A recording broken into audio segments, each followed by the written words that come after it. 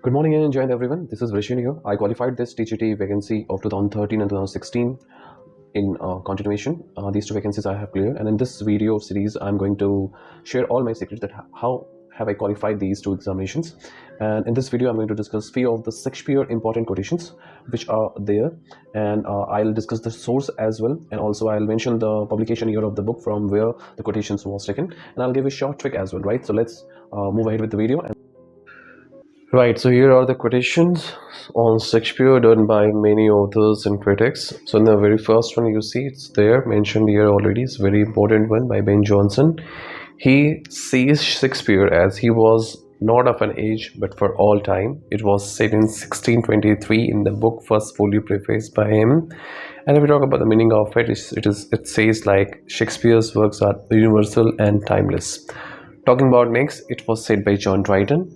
He mentions him like he had the largest and most comprehensive soul. And its source is Essay of Dramatic Poesy, which was published in the year 1668.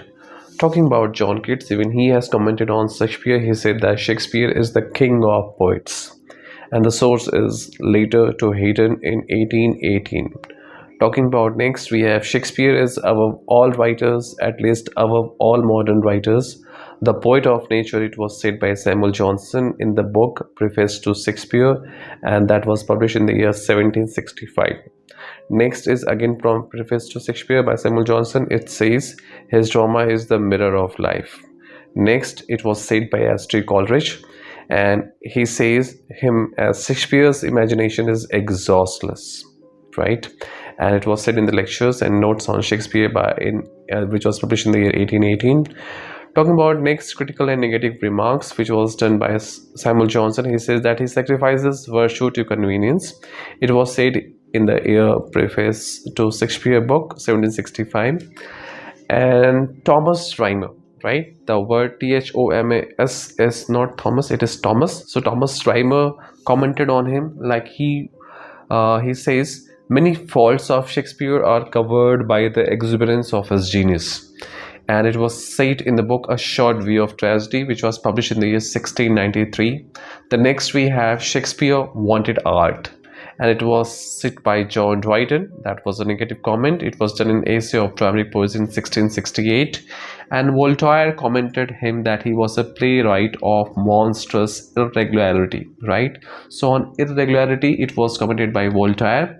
And then talking about section C, as I have already categorized here, that was highly important. So Shakespeare is the Bible of secular Europe. It was said by George Santayana in the book Interpretations of Poetry and Religion, which was published in the year 1900. And next we have Shakespeare's plays are not in the rigorous and critical sense either tragedies or comedies, but compositions of a distinct kind. It was said by Samuel Johnson, right? And here is a quick revision for you so that you can memorize it in a quick go. And like poet of nature said by Samuel Johnson, not of an age but for all time, said by Ben Jonson. And then largest and most comprehensive soul, said by Dryden. And mirror of life was said by Samuel Johnson, king of poets. This comment was done by Keats.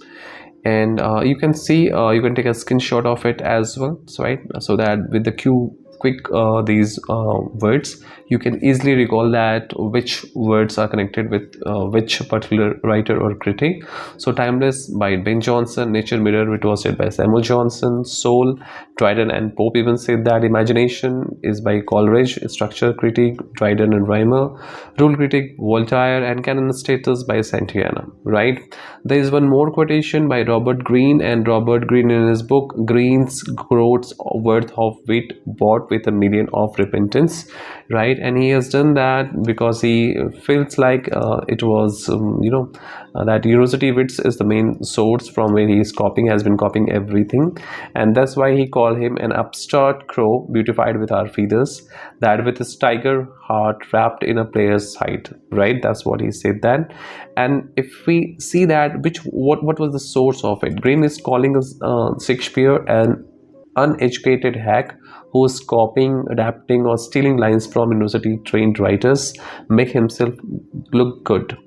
And this comment that he's commented, "Tiger's heart trapped in a player's fight," it was a direct sarcastic parody of a line from Shakespeare's own early play, that was Henry VI Part 3, where York snaps, "Oh, tiger's heart trapped in a woman's fight." This clever mockery explicitly confirmed that Shakespeare is the intended target, and it was a shake scene, a blatant punny play on William's last name, Shakespeare. And he was also called John's factotum, like Latin it was for a jack of all trades. Green was annoyed that Shakespeare wasn't sticking to his lane as simple actor, a player, and was instead acting, managing, and writing plays all at once, right? So it was all from my side. Now if you want something else in for the quick revision, you want to know something more about this pattern of examination or other writers, you can comment in this video section, and then accordingly I'll make a video of it. And best of all the wishes to you.